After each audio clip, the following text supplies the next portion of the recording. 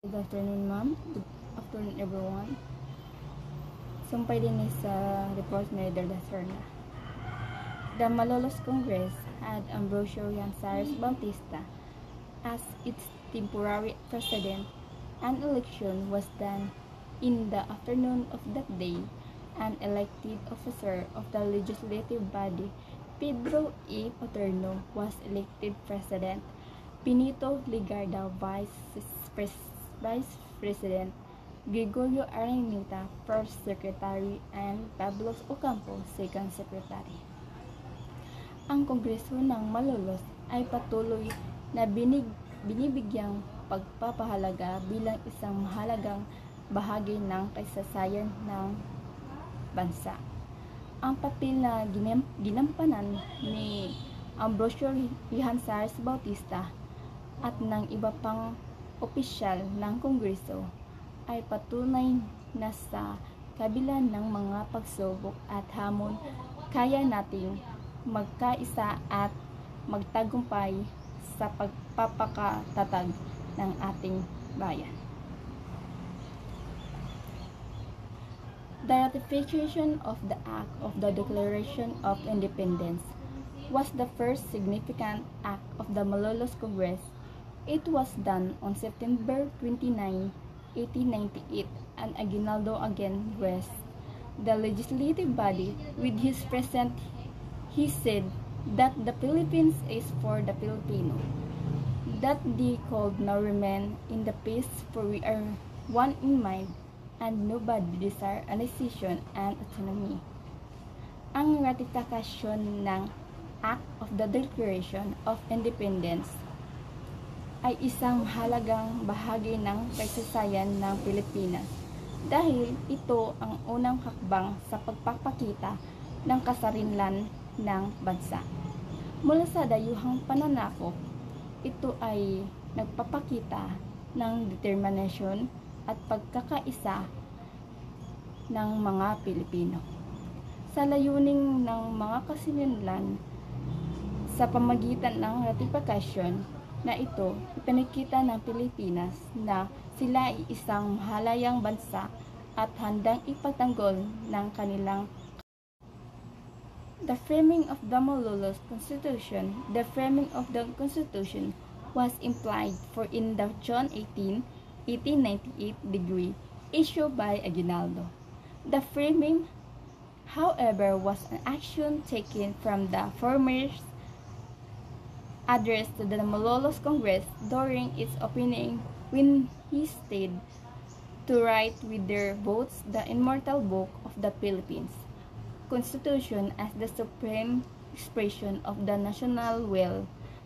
This was an assertion made by Philip Buen Camino, who prepared the message of Aguinaldo.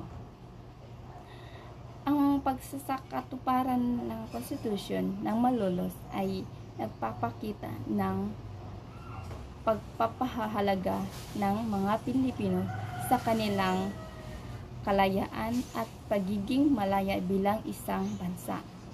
Ito ay nagpapakita rin ng kanilang kakayahan sa pagpapaplano at pagpapatakbo ng bansa na nakabatay sa kagustuhan ng mas nakakarami. Sa kasalukuyan, ito ay isang magandang halimbawa at huwarin sa pagpapahalaga sa kanilang sariling identidad at pagpapakailanlan bilang isa.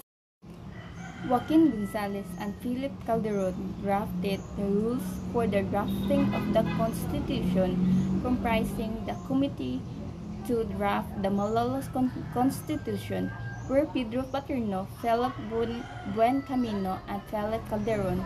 Mabini submitted his draft of the Constitution, called the Constitutional Programme of the Philippine Republic. Paterno submitted his draft also. Ang pangusap na binubuo ni Joaquin Gonzalez and Philip Calderon ay nagpapakita ng kahalagahan ng pagkakaroon ng mga pinuno at leader na may malalim na kaalaman at kakayahan sa paggawa ng mga batas at patakaran sa pamamagitan ng kanilang dedikasyon at pagiging makabayan. Nagawa nilang magbuo ng isang konstitusyon na magpapakita ng tapang at katapangan ng mga Pilipino sa pagtataguyod ng kanilang kalayaan at On October 28, Congress debated the draft constitution with Catholicism being controversial provision. Arcadio opposed it, citing 12 reasons, including the potential ruin of the state. Delegates from Barras and Calderon discussed the constitution, with Del Rosario advocating for it to be based on the United States model of liberty and democracy. Ang pagtatalo sa Kongreso noong October 28 ay nagpapakita na mahalagang nagkaroon ng malalim na pag-uusap at pag-unawa sa mga isyu na nakakaapekto sa buong bansa. Hindi dapat ito basta-basta na lamang ipasa sa pagmamadali, kundi ito ay dapat pag-aralin at pag-usapin ng mabuti upang masiguro na ang konstitusyon na ito ay magpapalakas sa ating estado at hindi magdudulot ng pagkawatak-watak. Ang pahayag ay nagpapakita ng panig ni Delegate Del Rosario na nagtataguyod ng pagbase sa konstitusyon sa modelo ng Estados Unidos. Ang Estados Unidos ay isang bansa na kilala sa kanyang sistema ng kalayaan at demokrasya na nakapaloob sa kanilang konstitusyon. Sa pamamagitan ng pagpapahayag ng ganitong panig, nagpapakita ang delegado ng kanyang susuporta sa papatakbo ng bansa sa ilalim ng isang modelo na matagumpay na nagpapalakas ng kalayaan at demokrasya. Delegates approved Article 5 of the draft constitution, recognizing freedom and equality of all religious worship and separating church and state after debates. Mahalaga ang Artikulo 5 ito sa pagpapatibay ng isang demokratikong bansa tulad ng Pilipinas. Ito ay nagpapahiwatig ng pagpapahalaga sa kalayaan ng bawat mamamayan at pagkapantay-pantay ng lahat ng pananampalataya. Sa pagpatupad nito, magiging mas maunlad at mas matatag ang Pilipinas bilang isang bansa na nagpapahalaga sa mga karapatan ng bawat mamayan. The Calderon draft was approved by delegates, but Mabini objected due to its perceived resemblance to a figurehead, leading to Aguinaldo withholding approval until January 21, 1899. Emilio Aguinaldo, as president of the revolutionary government,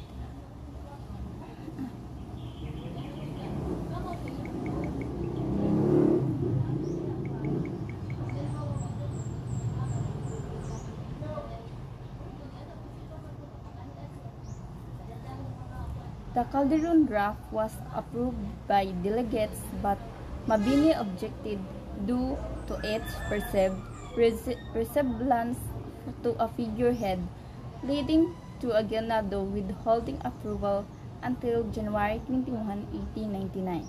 Emilio Aguinaldo as President of the Revolutionary Government of the Philippines and Captain General of the Army commanded all authorities to uphold and execute the sovereign will of the Filipino people. Ang Calderon Draft ay nagiging bahagi ng kasaysayan ng Pilipinas bilang isang paalala sa patuloy na pakikipaglaban para sa tunay na kalayaan. Ito ay isang paalala na bawat ipaglaban na sarili identidad at huwag magpauto sa mga kalayaan ay hindi ibinibigay kundi ito ay kinikilala at pinaglalaban. Ang papahayag na ito ni Aguinaldo ay nagpapakita ng kanyang pagpapahalaga sa kalayaan at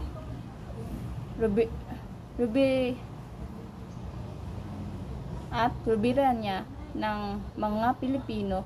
Ito ay isang paalala na dapat nating ipaglaban at ipagmalaki ng ating pagiging isang malayang bansa at ng ating kapangyarihan bilang mamayan. Malolos Constitution framed by the Filipino people aims to establish justice, provide common defense, promote welfare, and ensure liberty with the support of the sovereign legislator.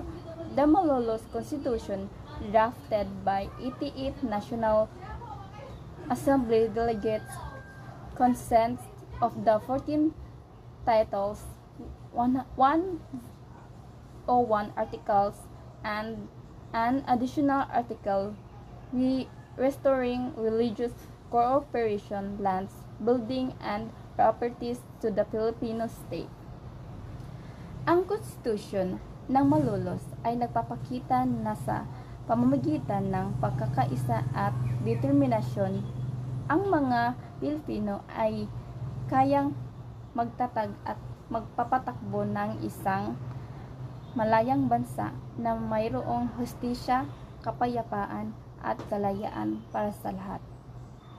Makita pa rin ang impluwensya ng saligang batas ng Malolos sa ating kasalukuyan. Saligang batas ito ay patunay na kahit na may mga pagbabago at pag-uunlad sa ating lipunan, ang Malolos Constitution ay patuloy na naglalayon na magbigay ng gabay sa ating pamahalaan at The Constitution outlines the rules of the Republic, government, religion, Filipinos, and the rights, including legislative, executive, and executive powers, as well as the President, Secretaries, judicial departments, and administration. Ang Constitution ay naglalayon na magbigay ng balangkas at gabay sa pagpapatakbo ng bansa. Ito ay nagtakda ng mga tungkulin at responsibilidad ng bawat sangay ng gobyerno, pati na rin ng mga opisyal at mamamayan. Sa pamagitan ng pagpapairal ng batas at pagpapatupad ng mga karapatan, sinisiguro nito ang maayos at makatarungang pamumuno sa ating bansa. Kaya naman, mahalaga na ating alamin at igalang ang mga prinsipyo at panuntunan na nakasaad sa Constitution upang magkaroon ng isang matatag